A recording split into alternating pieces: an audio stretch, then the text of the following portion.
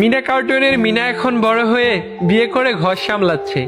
সে আর নতুন কোনো ভিডিও বানাচ্ছে না। টম অ্যান্ড জেরিরও নতুন কোনো পর্ব দেখা যাচ্ছে না। তারা বার্ধক্যজনিত রোগে ভুগতেছে। মিস্টার বিন সিদ্ধান্ত নিয়েছে সে আর নতুন কোনো ফানি ভিডিও বানাবে না। সে ব্যস্ত ডালিউডে। সিসিমপুরের ইক্রি, শিখু, হালুম, টুকটুকিও এখন বড় হয়ে ভার্সিটিতে পড়ে। ইত্যাদিতেও আগের মতো সেই রসকস নেই।